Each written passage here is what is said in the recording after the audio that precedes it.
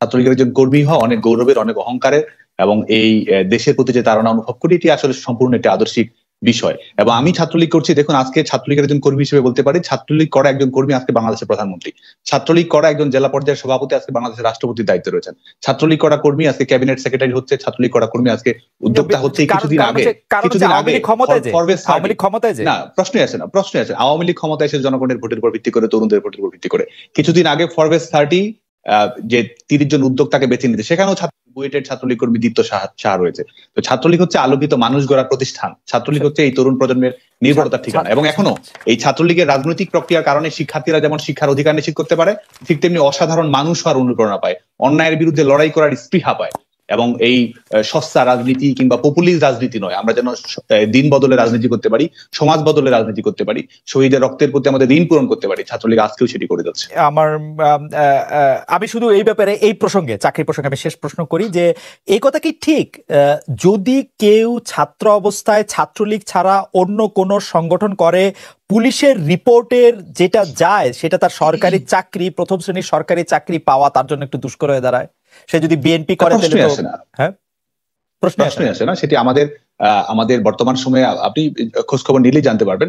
সেটা এখন আমাদের চাকরির পরীক্ষার পরে যে ভেরিফিকেশনটি হয়, সেই ভেরিফিকেশনে কিন্তু ফৌজদারি মামলা রয়েছে কিনা সেটি যাচাই বাছাই করা হয়, ফৌজদারি মামলা রয়েছে কিনা, কারো রাজনৈতিক আদর্শ, রাজনৈতিক বিশ্বাস এটি দেখার কিন্তু কোনো সুযোগ নেই। এবং আমরা শেখ হাসিনার দক্ষতা ভিত্তিক সরকারি চাকরি পদ্ধতি সেটি নিশ্চিত করেছে। আপনাকে ধন্যবাদ। আমরা একটু জনাব নুরুল হক নূরের কাছে যাব, তবু আমি নুরুল হক নূর, আমি একটু জনাব রেজা কিবরিয়া যে অভিযোগ এনেছেন সেই প্রসঙ্গটিতে আবার একটু ফিরে যেতে চাই, যেহেতু এটি নিয়ে এখন আসলে কথা উঠছে। সেটির মধ্যে একটি বড় অভিযোগ হচ্ছে প্রবাসী অধিকার পরিষদ যখন কোনো টাকা পয়সা দেয় বা টাকা পয়সা দেওয়ার ক্ষেত্রে আপনি নিজেকে সেটার প্রধান উপদেষ্টা করে রেখেছেন এবং টাকা পয়সা যা আসছে সেটি আপনার কাছেই থেকে যাচ্ছে, এবং সেটির ক্ষেত্রে আপনি জনাব রেজা কিবরিয়াকেও কোনো জায়গা দেননি এবং আপনার বিরুদ্ধে সেরকম একটি অভিযোগ উঠানো হয়েছে। আপনার একটু কথা শুনবো, আমাদের আরো কয়েকটি প্রশ্ন রয়েছে আপনার কাছে এই অর্থনৈতিক কার্যক্রম সম্পর্কে।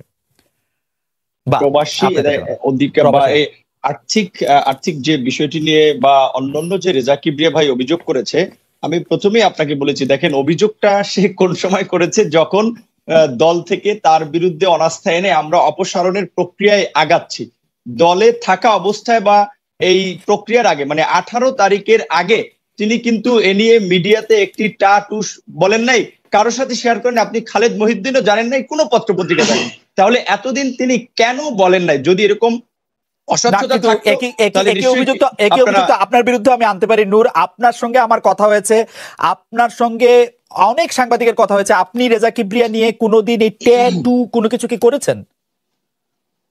জি অবশ্যই। আপনি এই যে ইনসাফ কমিটি কিংবা শওকত মাহমুদকে তো বিএনপি বহিষ্কার করেছে, এটি কিন্তু একেবারে দৃশ্যমান একটা প্রক্রিয়া ছিল, যে যেখানে শুধুমাত্র অন্য কোনো রাজনৈতিক দলের নেতা এনগেজ না, শুধু রেজা কিবরিয়া এখানে যেত, আরো অনেকে শুরুর দিকে এনগেজ ছিল, তারা সরে গেছে। কাজে এটা একটা দৃশ্যমান প্রক্রিয়া ছিল। যাই হোক, তারপর আপনি যেটা বলেছেন আমি তারপরে সেটা বলছি, প্রবাসী অধিকার পরিষদের কথা।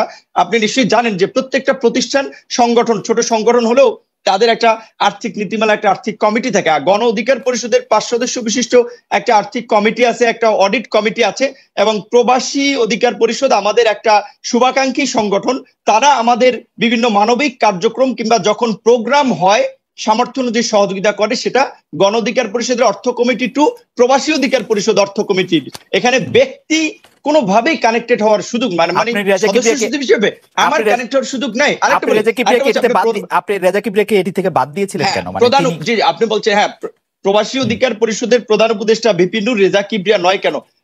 আমাদের যদি আপনি কার্যক্রমগুলো দেখেন, প্রথমে 2019 সালে একটি ছাত্র সংগঠন, তারপরে 20 সালে যুব সংগঠন যুব অধিকার পরিষদ, তারপরে শ্রমিক অধিকার পরিষদ শ্রমিক সংগঠন, তারপরে প্রবাসী অধিকার পরিষদ প্রবাসী সংগঠন, এবং সর্বশেষ পেশাজীবী সংগঠন গঠিত হয়েছে। এই সব সংগঠনগুলো গঠিত হয়েছে 2021 সালের আগে।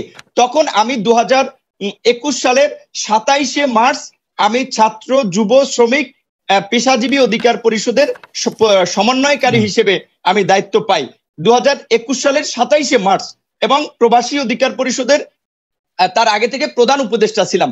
রেজা কিবরিয়া আমাদের সাথে যুক্ত হয়েছেন 2021 সালের 26শে অক্টোবর দল ঘোষণার পর।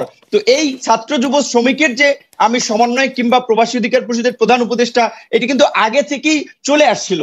তারপরেও আমি রাজনৈতিক দলের সদস্য সচিব হওয়ার পরে ছাত্র যুব শ্রমিক আমাদের অঙ্গ সংগঠনগুলো পরিচালনায় 5 সদস্য বিশিষ্ট উপদেষ্টা, প্রবাসী অধিকার পরিষদের 10 সদস্য বিশিষ্ট উপদেষ্টা করে দিয়েছি।